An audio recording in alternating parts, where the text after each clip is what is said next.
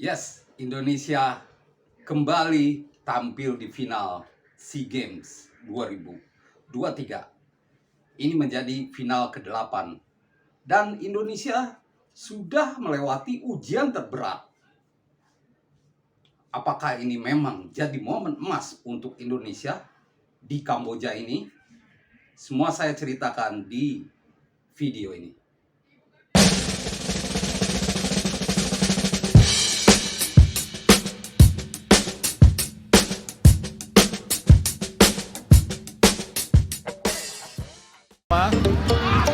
Jauh datangnya langsung di kotak penalti. Oh! Yes!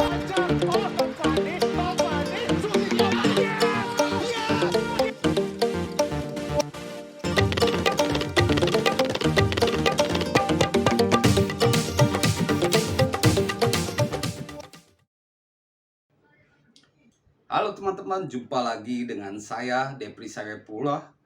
Selamat datang di channel olahraga ini. Dan terima kasih tetap setia di channel ini untuk menerima info-info dari saya, info-info olahraga, utamanya sepak bola dunia dan Indonesia. Belum lama kita menyaksikan sebuah drama, sebuah pertandingan menarik, pertandingan menegangkan antara Indonesia melawan Vietnam. Indonesia berhasil melewati ujian berat melawan Vietnam. Indonesia menang 3-2 lewat gol dari Komang Tri, lalu ada juga gol dari Muhammad Ferrari, dan terakhir yang paling dramatis yaitu gol dari Muhammad Taufani. Mengapa dramatis? Teman-teman mungkin udah menyaksikan sendiri pertandingannya ya. Karena Indonesia bermain dengan 10 pemain saja. Bermain dengan 10 pemain berarti Indonesia kehilangan satu pemain yang bisa menjadi motor penggerak tim. Dan itu pemain yang dimaksud adalah Pratama Arhan. Seperti kita ketahui bahwa Pratama Arhan diganjar kartu merah karena dia melakukan pelanggaran di menit ke-60. Itu menjadi dia mendapatkan kartu kuning kedua, akumulasi kartu ya. Sayang sekali. Padahal Pratama Arhan belum lama menjadi hero di pertandingan ini. Mengapa hero? Ya, 2 kali lemparan bebasnya menjadi pembuka gol Indonesia. Pertama di menit ke-9 saat lemparan bebas dia dari sisi kiri pertahanan lawan atau kanan penyerangan kita ya, sisi kiri pertahanan Vietnam. Tendangan bebasnya, lemparan ke dalamnya yang khas, mampu langsung disundul oleh Komang dengan baik, langsung menembus ke jala gawang Vietnam. Tapi Vietnam bisa menyamakan skor di menit 35 lewat Nguyen Van Tung, itu menjadi gol kelimanya. Nah, di babak kedua Indonesia menarik keluar Ananda Rahen dan masukkan Taufani. Itu tujuannya untuk menambah daya serang Indonesia. Tapi gol kedua ternyata lagi-lagi bukan dari sebuah open play, tapi sebuah bola mati, tapi dari lemparan ke dalam. Kita bersyukur punya seorang Pratama Arhan. Lemparan ke dalamnya langsung menghujam sampai ke kiper Vietnam yang harus menepis bola, tapi bola jatuh ke kaki Marcelino yang langsung menembak ke arah gawang dan mengenai Muhammad Ferrari dan gol. Ya, Pratama Arhan 2 kali melepas lemparan bebas yang berbahaya. Kalau bisa saya ibaratkan bahwa lemparan bebas Pratama Arhan seperti smash dalam sebuah pertandingan volley. Kalau diibaratkan lagi, dia ibarat Rifan Nurmulki ya di timnas volley Indonesia. Sekali smash, lawan langsung tak berdaya dan dapatkan poin ini juga terjadi dengan Indonesia. Lemparan ke dalam Pratama Arhan sangat khas, sangat membantu, dan ini bukan sekali dua kali saja dilakukannya, tapi ini juga pernah dilakukannya ya di Piala AFF dan di laga-laga internasional Indonesia. Ini sering dilakukannya. Ini jarang terjadi. Ini bakat khusus yang di dunia sepak bola sendiri jarang diperhatikan dengan betul, karena dulu mungkin ada beberapa pemain lawas yang melakukan itu. Tapi di era sekarang ini jarang pemain yang memperhatikan lemparan ke dalam yang sejauh itu. Ini bukan skill yang mudah ya. Kalau mudah semua pemain bisa melakukannya, tapi rata-rata kalau lemparan ke dalam biasa saja. Nah, itulah Pratama Arhan menjadi pahlawan, tapi 5 menit kemudian dia menjadi pecundang ya, walaupun tidak bisa disalahkan karena Pratama Arhan ingin menghentikan gerakan pemain Vietnam. Tapi gara-gara ini Indonesia harus bermain dengan 10 pemain. Maka itu secara statistik kita kalah ya. Penguasaan bola jelas kalah karena kita banyak bertahan. 36 melawan 63%. Tapi tendangan kita tidak kalah jauh. Kita berhasil melepas 11 kali tembakan. Sedangkan Vietnam 16 kali tembakan. Dan tembakan ke arah gawang sama 5. Nah, yang kita perhatikan dari timnas Indonesia yaitu tetap tenang dengan 10 pemain. Indra Sapri berhasil meyakinkan pemainnya untuk tetap tenang. Dan kita juga terbantu oleh gaya main Vietnam ya. Kalau saya perhatikan, Vietnam sekarang di bawah Philippe Troussier kurang bandel gitu. Kalau lihat abang-abangnya gitu ya, kalau kita lihat permainan Vietnam saat masih dilatih Park Hang-seo, Indonesia selalu terprovokasi. Di pertandingan ini juga ada ya pertengkaran antar pemain, Dewangga dengan pemain Vietnam, ketegangan. Komang Tri juga sempat hampir berkelahi. Tapi saya melihat bahwa pemain Vietnam lebih soft, lebih halus, lebih sopan gitu. Tidak bandel gitu. Ini terbantu. Selain sikap pemain Vietnam yang tidak bandel dengan Philippe Troussier, gaya mainnya juga berubah. Vietnam dulu di era Park Hang-seo kerap menerapkan permainan yang langsung menekan ke pertahanan Indonesia. Permainan cepat Vietnam dengan Philippe Troussier tidak ada. Philippe Troussier, pelatih berpengalaman, pernah melatih beberapa negara. Pelatih asal Prancis ini lebih menekankan pada penguasaan bola dan umpan-umpan pendek. Tapi dengan permainan ini, Indonesia juga bisa menggalang pertahanan dengan cepat.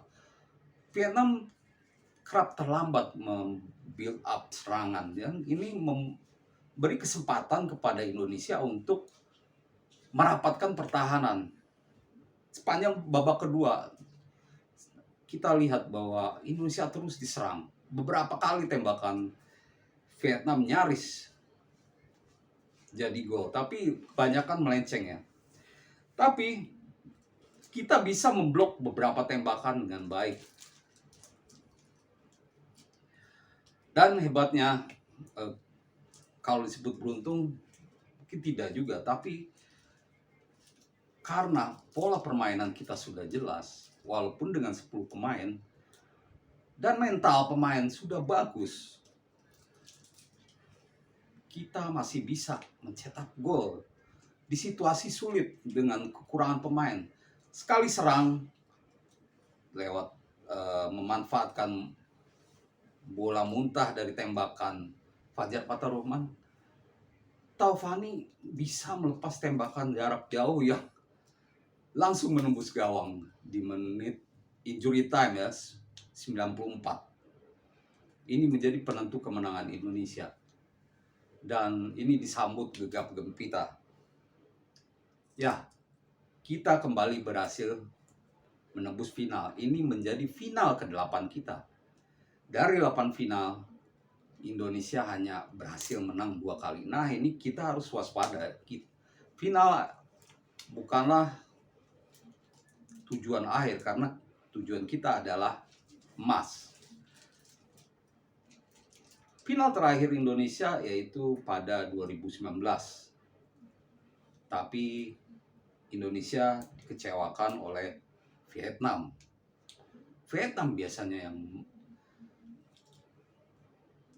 mengacaukan permainan kita di era Pak Hang Seo. Tapi kini kita berhasil melewati ujian terbesar itu.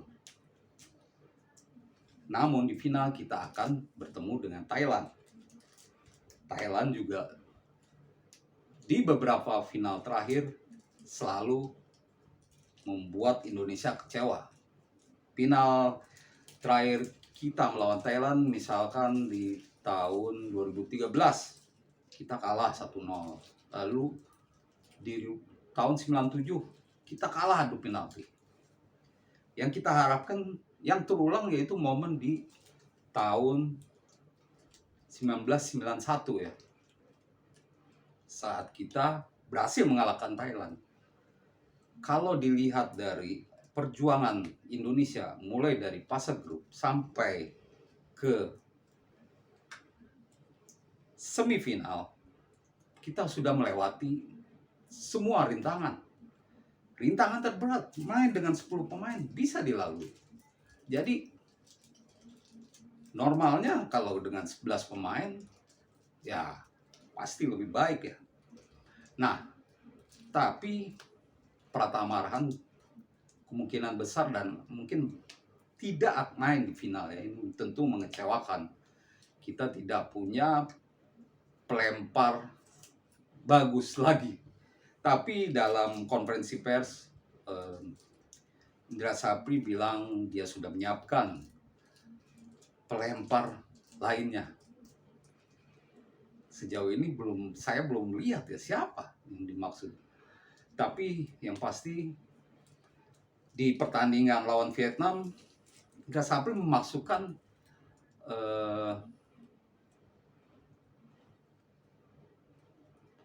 back Persija ya untuk menggantikan Pratama Arhan, Rio Fahmi ya, Pratama Arhan yang di kartu merah. Kalau di sini saya agak bingung juga mengapa Indra Sapri tidak memainkan Haikal ya. Di video sebelumnya saya bilang Haikal ini punya umpan-umpan yang bagus. Dia bisa jadi pelapis untuk Pratama Arhan dan kebetulan di final tidak main. Semoga dia main sebagai starter ya. Soalnya kalau Rio Fahmi itu biasa di kanan. Kalau dari start dia main di kiri, tentu agak membingungkan ya. Serangan-serangan dari kiri tentu agak kagok mungkin ya. Tapi di pertandingan lawan Vietnam. Nah, kembali ke ulasan saya soal final. Ini final ke-8 dan ini momentum kita untuk meraih emas karena semua ujian sudah dilalui. Kalau tidak sekarang, wah,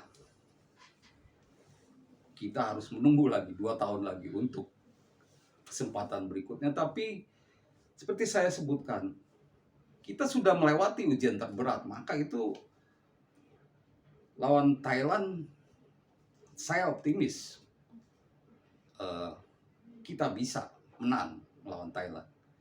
Walaupun Thailand menang 3-0 lawan Myanmar ya, mereka punya pemain bagus. Dan Terasat misalkan yang mencetak gol ya. Lalu ada juga Leon. Pemain-pemain bagus. Pemain-pemain yang hampir sama lah kualitasnya dengan Indonesia. Jadi kita tidak boleh takut untuk menaklukkan Thailand. Ujian terberat, tentunya ujian puncak ini Thailand ya. Walaupun semua ujian sudah dilalui, terberat sekalipun, main dengan 10 pemain dari 60 menit 60 bisa kita lalui. Maka itu mengapa kalau kita bisa main 90 menit dengan 11 pemain, tentu kita bisa meraih hasil yang lebih. Demikian teman-teman ulasan saya soal pertandingan Indonesia melawan Vietnam yang berhasil dimenangkan Indonesia dengan dramatis. Oke, jangan lupa klik share, like, dan subscribe buat yang belum. Dan tentunya beri komentar di bawah ya. Bagaimana pendapat teman-teman untuk pertandingan Indonesia melawan Thailand? Kita sering kecewa, tapi tahun ini kita harus menang. Terima kasih dan salam olahraga.